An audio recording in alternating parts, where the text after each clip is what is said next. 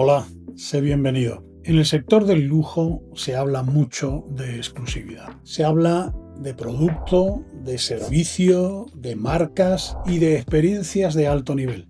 Pero hay un factor mucho más determinante del que casi nunca se habla con la profundidad que merece y que marca la diferencia entre una experiencia correcta y una experiencia verdaderamente excepcional. Me refiero al tiempo del cliente y a lo que ocurre con su atención mientras ese tiempo está en juego. Porque cuando esto se gestiona mal, el tiempo, aunque todo lo demás parezca correcto, el lujo deja de sentirse como lujo. Y de eso quiero hablarte hoy. Para empezar, hay algo fundamental que debemos entender. El cliente de lujo no dispone de tiempo que pueda dedicarnos. Todo lo contrario, suele ser una persona con agendas complejas, con una alta carga de obligaciones, con responsabilidades constantes y con un nivel elevado de exposición personal y profesional. Por eso, cuando entra en contacto con una marca o con un profesional, no está buscando eficiencia en el sentido clásico y que tú y yo entendemos. Está buscando no tener que gastar energía mental. Y aquí es donde muchos profesionales cometen graves errores. Cada espera innecesaria, cada falta de coordinación, cada explicación que el cliente debe ofrecer, no es solo una molestia, es una ruptura directa de la experiencia. Porque obliga al cliente a estar pendiente, a vigilar, incluso a corregir y desde luego a pensar. Y en el lujo, cuando el cliente tiene que pensar en el proceso, la conexión personal se rompe. Aquí es donde empieza a aparecer lo que llamamos la economía de la atención. Déjame que te explique. Cuando hablamos de economía de la atención en el lujo, no hablamos de marketing, ni de captar miradas, ni de estímulos constantes. Hablamos de algo mucho más concreto y delicado. Hablamos de proteger el foco del cliente, de evitar que tenga que estar pendiente, de liberarlo de microdecisiones que para él son absolutamente innecesarias. Porque el verdadero lujo no consiste en ofrecer muchas opciones, sino en reducir el ruido. El cliente de lujo valora enormemente no tener que preguntar, no tener que perseguir respuestas, no tener que confirmar que todo está bajo control. Y esto no ocurre por casualidad. Y es aquí donde es esencial detenerse un momento. Muchas experiencias de lujo no se rompen por grandes errores. Lo hacen por pequeñas fricciones acumuladas, una espera no prevista, una información incompleta, un profesional que no tiene criterio para decidir. En apariencia no hay nada grave, pero es suficiente para que el cliente comience a sentir que necesita consumir recursos personales para estar atento. Y en el lujo, cuando el cliente tiene que estar atento, tiene que pensar, la experiencia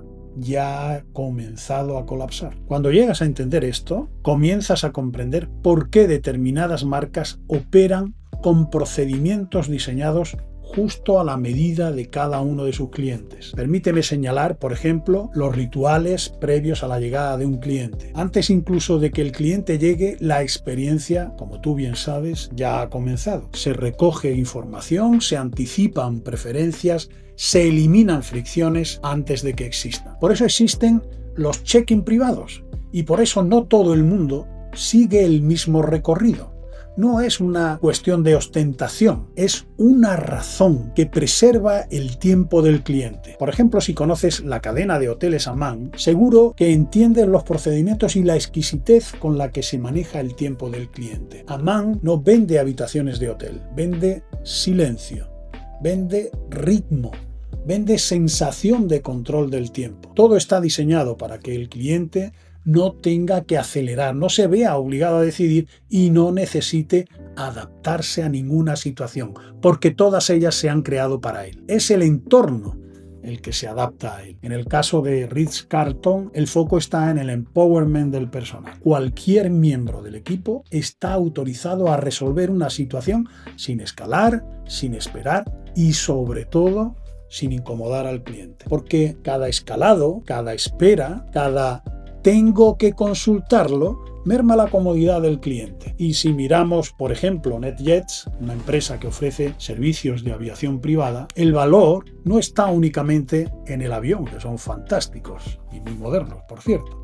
Está en la predictibilidad, en saber que todo va a ocurrir como debe, sin sorpresas, sin explicaciones adicionales, sin incertidumbre. El cliente no quiere pensar si algo va a salir bien. En los servicios de lujo, el cliente debe sentir y debe tener la seguridad de que todo va a ir perfecto. En todos estos casos, el patrón es el mismo. La atención del cliente está protegida. El sistema está diseñado para que el cliente no tenga que gestionar el sistema. Y esto nos lleva a otro concepto clave en el lujo, la anticipación. En el lujo, reaccionar rápido no es suficiente, porque lo que se espera no es que reacciones bien, sino que llegues antes de que el cliente pida algo, antes de que tenga que explicar cómo lo quiere, antes incluso de que sea consciente de que lo necesita. Y esto, desgraciadamente, no se consigue solo con buena voluntad. Se alcanza con método, con coordinación, con lectura exquisita. Por eso hablamos de ultra personalización. No como un capricho, sino como una forma muy concreta de aumentar la comodidad de la clientela. Cuanto más personalizada es la experiencia, menos tiene que pensar el cliente.